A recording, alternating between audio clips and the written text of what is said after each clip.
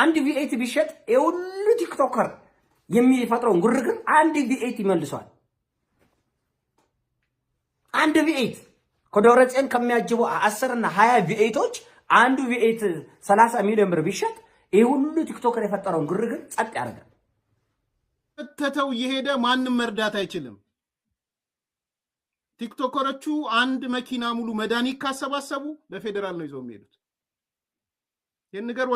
ንገሯቸው ነገ አደጋ ውስጥ ገብተው ሌላ ነገር እንዳይሆኑ ነው እየነገርኳቸው ያለሁት። ይሄንን እኔ እንደ አንድ ማስጠንቀቂያ ነው ያነሳው ያለሁት። ብትቀበለው ይጠቅምሃል። አንዳንዶቹ ከእውቀት ማነስ እንደሆነ ይገባኛል። ነገ ደግሞ ታስረው ወይ የሆነ ነገር ሆነው እዚህ የሆነ ሩጫ ከምንጀምር ከወዲሁ አንዲ ነው እንደ ለካ ኦኬ ጎርፍ ሳየውኝ ቲክቶከር ምናምን የሚባል እከሌ ኤክስ የሚባል ዋይ የሚባል ምናምን ትላንትና ያውም በጥፋት የተያዙ ይቅርታ ጠይቀው ወጡ ሰዎች ተመልሰው ወደ እንዚህ አይነት ነገር ሲገቡ ሳይ ተቋም አናግረዋል። እነዚህ ሰዎች ከተቋም ጋር እየሰሩ ያሉት የሚል ጥያቄ ነው እያነሳ ያለሁት። ስም አልጠቅሰው የመጀመሪያ ሌሰን ስለሆነ ነው። ማስደንገጥ ስላልፈለኩ ነው ስም ጠርቼ።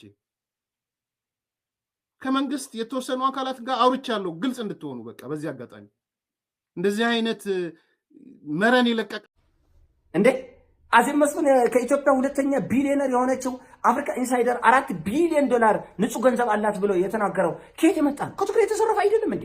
ዛሬ አዜብ መስፍን ድምጿን ትሰማለህ? አትሰማም። ህዝባችን የተራበው ታሪክ አጥቶ ጉልበት አጥቶ መስራት ስለማይችል ማረስ ስለማይችል አንዳንዶች እንደሚያወሩት የትግራይ መሬት ድንጋይ ብቻ ሆነ አይደለም፣ በሰላም ማጣት ምክንያት ነው ህዝባችን የተጎሳቆለ ያለ ነው። ስለዚህ ዘራፊዎች ብራችንን ስጡን ነው። ህዝባችንን አታጎሳቅሉብን፣ አታሳዱብን፣ አታስሩብን ነው እያልን ያለን። አሁንም ቢሆን በየማህበራዊ ሚዲያ 1000፣ 2000፣ 3000 እንዲዋጣ አንፈልግም። የክልሉ መንግስት በጀቱን ልቀቅ። የፌደራል መንግስትም ትክክለኛ ችግሩን አይቶ አጣርቶ መረዳት ካለበት መረዳት አለበት። ክልሉ ቲክቶከር ከሚያዋጣ እንደው እሺ ክልሉ በጀትም የለውም፣ ወርቁም የለውም፣ ንብረቱም የለውም እና አዜብ መስፍን $1 ቢሊዮን የላቸውም። ይሁን እሺ በቃ ችግሩ የዛን ያህል የከፋ ከሆነ ለኳስ ሜዳ ቴሌቶን ዘርግቶ መንግስት ከየክልሉ ላይ ቢሊዮኖችን ይሰበስባል አይደል? ቲክቶከር ከሚሰበስብ ለምን መንግስት አይሰበስብም? ችግሩ የዛ ደረጃ ከደረሰ እንኳን ማለት ነው። ስለዚህ ህዝባችንን ክብሩን አዋርዳቸው በወደቀች በተጎሳቆለች አጥንቷ በቀረ በትግራይ እናት ስም እየተነገደ አይኖርም ነው ማለት ያለው። አክቲቪስቶችን ቲክቶከሮችን እድሜያስ አስጠነቀቀ የሚለው ነገር ትንሽ ሐሳብ ሰጥበታል። አዎ አስጠንቅቄያለሁ። በደንብ ነው ያስጠነቀቅኩት። አስጠነቀቀ የሚለውን ብቻ ለምን እንደተጠቀሙ ባላቅም አስፈራርቻለሁ። በደንብ ነው ያስፈራሯቸው። እንድገመው ዛሬም አስጠነቅቃቸዋለሁ፣ አስፈራራቸዋለሁ። ምንም አውቶሪቲ የለኝም፣ ቃላት ብቻ ነው ያለኝ። የማሰር የምንም አውቶሪቲ የለኝም። ማስጠነቅቃቸው ማስፈራራቸው ምክንያት ግን ስራቸውን እንዲሰሩ በህጉ መሰረት እንዲሰሩ የሚሰሯቸው በጎ ስራዎች እንዳይጠለፉ ነው።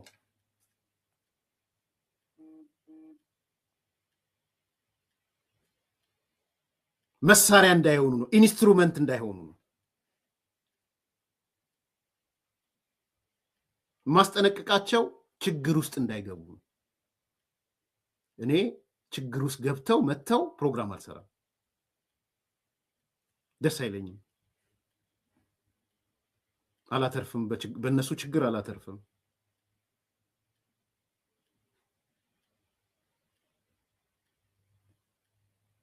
ስለዚህ ልክ ናችሁ።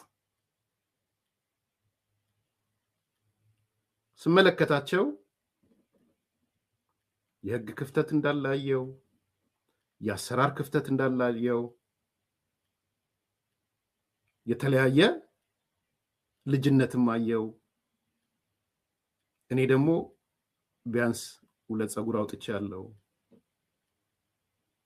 በዚህ ጉዳይ ላይ አስተላልፌያለሁ፣ በኮሚቴነት አሳልፌያለሁ። ትልልቅ ረሃብ በተባሉ ዘመኖች ውስጥ ነበርኩ። ጥናት ሰርቻለሁ። 3 ወር ስልጠና ወስጃለሁ። አሜሪካን ሀገር መጥቼ ስልጠና ወስጃለሁ። እንደዚህ አይነት ዲዛስተር እንዴት ነው ማኔጅ የሚደረገው የሚል ሲቹዌሽን ሩም ሰልጥኛለሁ። ስለ ሊደርሺፕ አውቃለሁ። ስለዚህ የነዚህ ድምር ውጤት እንዲያውቁት ሌሰን እንዲወስዱ ሁሌም በበጎ ስራቸው ውስጥ በህግ በአሰራር እንዲሄዱ ነው። ነገም መመክራቸው፣ ነገም ማስጠነቅቃቸው፣ ነገም ማስፈራራቸው። መፍራት ካለ ጥሩ ነው ብዬ ስለማምን የፈራ ሰው ስለሚጠነቀቅ አደርገዋለሁ። ይሄን ከም መንግስት ትግራይ ወይ ከም ምሕዳር ትግራይ ሴኩሪቲኦም ፖለቲካውን ጸጥታውን ድሕነቶም ውሕስ ክኾን ኣሎ ናይ ሂማኒታርያን ሓገዞም ሰብኣዊ ክስታይ ክብል ኣሎ ነታ ዝነበርዋ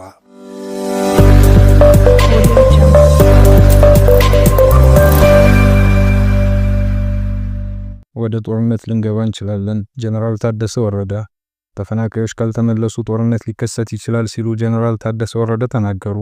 ጀነራሉ ነገሩ ከቁጥጥር ውጭ እየመጣ ነው በማለት አስጠንቅቀዋል። ጀነራሉ የሕጻጽን ወቅታዊ ሁኔታ በተመለከተ መግለጫ በሰጡበት ወቅት ነው ይህንን ማስጠንቀቂያ ያቀረቡት። ለረሃቡ ዘላቂ መፍትሄ ተፈናቃዮችን መመለስ ነው ያሉት ጀነራሉ ይህ ካልሆነ ግን ጦርነትን ማስቀረት አይቻልም በማለት ህወሓት በተፈናቃዮች ምክንያት ጦርነት ሊከፍት እንደሚችልም ፍንጭ ሰጥተዋል። ነገሮች በዚሁ ከቀጠሉ ከቁጥጥር ውጭ ይሆናል ሲሉ የቀጠሉም ሲሆን በዚህ ዓመት የግድ ተፈናቃዮች ወደ ቀያቸው መመለስ አለባቸውም ብለዋል። ይህ ካልሆነ ግን ጦርነት መፍትሄ ሊሆን ይችላል ሲሉ አስጠንቅቀዋል። ፕሬዝዳንቱ በሰጡት ማብራሪያ በሕጻጽን ጨምሮ በትግራይ ውስጥ ባሉ 146 የተፈናቃዮች መጠለያ ጣቢያዎች የሚገኙ ተፈናቃዮች በከፍተኛ ችግር ላይ እንደሚገኙ ገልጸዋል።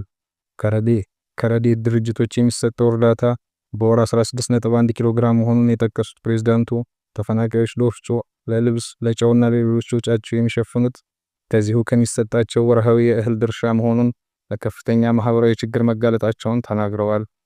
በሕጻጽ መጠለያ ጣቢያ የደረሰውን የረሃብ አደጋ በማስተጋባት ዓለም አቀፉ ማህበረሰብ እንዲያውቀውና አጀንዳ እንዲሆን ላደረጉ የማህበራዊ ሚዲያ አንቂዎች ምስጋናቸውን ያቀረቡት ሌተናል ጀነራል ታደሰ የጊዜያዊ አስተዳደሩ ካቢኔ ይህንን አደጋ በቀጥታ የሚከታተል በፕሬዝዳንቱ የሚመራ ቡድን አዋቅሮ ወደ ስራ መግባቱንም አስታውቀዋል። በትግራይ ከጦርነቱ በፊትም ሆነ በኋላ 1.1 ሚሊዮን ተፈናቃይ ህዝብ መሆኑን ያብራሩት ፕሬዝዳንቱ ከዚህ ውስጥ 891 ሺህ የሚሆኑት በትግራይ ውስጥ የሚገኙ ሲሆን የምዕራብ ትግራይን ሳይጨምር በመላው ትግራይ በሚገኙ 146 መጠለያ ካምፖች ውስጥም እንደሚገኙ ገልጸዋል። በሕጻጽ መጠለያ የሚገኙ ተፈናቃዮች አብዛኞቹ ከምዕራብ ትግራይ የመጡና የተለያዩ ችግሮችን የተሸከሙ መሆናቸውን በወቅቱ ደህና የነበሩ አሁን የደከሙ ሲሆን ደክመው የነበሩት ደግሞ በህይወት የሌሉ መሆናቸውንም ገልጸዋል። አሁን በሕጻጽ በጎላ ሁኔታ የወጣው ችግር ቀደም ብሎ የሚታወቅ እንደነበርና መንግስትም ችግሩን ለመፍታት ሲሞክር መቆየቱን ነገር ግን የተደረገው ጥረት በቂ እንዳልነበር ፕሬዝዳንት ታደሰ ወረደ አብራርተዋል። በተፈናቃዮች ላይ እየተደረገ ያለው ጥረት አስቸኳይ የህይወት አድን ተግባር እንጂ ዘላቂ መፍትሄ አለመሆኑን የገለጹት ፕሬዝዳንቱ ዘላቂ መፍትሄ ሊሆን የሚችለው ተፈናቃዮችን ወደ ቀያቸው ተመልሰው ራሳቸውን እንዲችሉ ሲደረግ ብቻ ነው ብለዋል። በተደጋጋሚ ችግሮችን ከምንጩ ለማድረቅ መስራት እንደሚያስፈልግ የችግሩን መነሻ ለይቶ ማወቅ ወሳኝ መሆኑን ሌተናል ጀነራል ታደሰ ጠቁመዋል። ፕሬዝዳንቱ በመግለጫቸው የተፈናቃዮች ህይወት እየተጠበቀ ያለው ከመንግስታዊ ካልሆኑና ከሌሎች የረድኤት ድርጅቶች በሚገኝ እርዳታ ብቻ ሳይሆን በየአካባቢው ያለው ህዝብ በሚያደርገው የመረዳዳት ባህል መሆኑን ገልጸውም ይህም የትግራይ ህዝብ የመረዳዳት ባህል ከፍተኛ መሆኑን ያሳያልም ብለዋል። የጊዜያዊ አስተዳደሩ አሁን ባለው አቅም የመንግስት ሰራተኞችን ደሞዝ ለመክፈል እንኳን እየተቸገረ በመሆኑ ተፈናቃዮችንም ሆነ በችግር ላይ ያለውን ማህበረሰብ ለመርዳት የተቀናጀ የገቢ ማሰባሰብ ስራ እንደሚጀምርም ገልጸዋል።